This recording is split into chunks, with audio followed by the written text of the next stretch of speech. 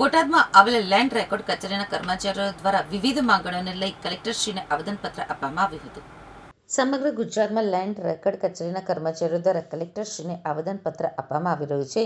ત્યારે બોટાદમાં આવેલ લેન્ડ રેકોર્ડ કચેરીના કર્મચારીઓ દ્વારા વિવિધ માંગણીઓને લઈ કલેક્ટરશ્રીને આવેદનપત્ર આપવામાં આવ્યું હતું અને તેઓએ ગ્રેડ પેમાં વધારો કરવો, તે મુજબના કર્મચારીઓની જગ્યા કરવી વગેરે વિવિધ માંગણીઓ કે જે જૂની પડતર માંગણીઓ આવેલ હતી તે પણ પૂર્ણ કરવામાં આવેલ નથી, જેથી તેમની માંગણીઓ પૂર્ણ કરવામાં આવે અને આ કર્મચારીઓની માંગણીઓ સંતોષવામાં નહીં આવે તો તારીખ 11/9/2026થી પેન ડાઉન કરી કાર્યવાહીથી અળગા રહેવા માટેની પણ ચીમકી ઉચ્ચારવામાં.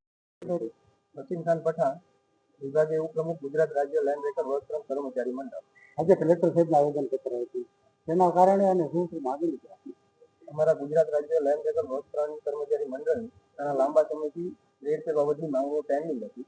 જે બાબતે આપણા ગુજરાતના માનનીય મુખ્યમંત્રી સાહેબ શ્રી દ્વારા 30/12/2025ના રોજ અલગ અલગ સૈદ્ધાંતિક મંજૂરીઓ આપવામાં આવે, જેમાં અમારી ડીએલઆર ઓફિસનું વિકેન્દ્રીકરણ કરવું, સર્વેયરના ગ્રેડ પેમાં સુધારો કરવો, સિનિયર સર્વેના ગ્રેડ પેમાં સુધારો કરવો, સર્વેની જગ્યાઓની ભરતી કરવી એ બાબતની સૈદ્ધાંતિક મંજૂરી મળે.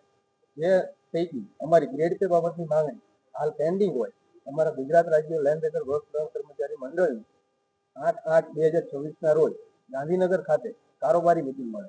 જે કારોબારી મિટિંગની અંદર અમારા ગ્રેડ પેની માંગણી ન સ્વીકારાય તો તારીખ 11/9/2026થી પેન ડાઉન તથા આગળ પણ જો આ માંગણીઓ સ્વીકારવામાં ન આવે તો અચોક્કસ મુદતની હડતાલ કરવા બાબતે તારીખ 11/8/2026ના રોજ માનનીય મુખ્યમંત્રી સાહેબશ્રી, માનનીય સેટલમેન્ટ કમિશનર સાહેબશ્રી, માનનીય અધિક મહેસૂલ સચિવ મહેસૂલ તેમને પણ આ બાબતે આવેદનપત્ર પાઠવી અને જાણ કરતો પત્ર લખાય.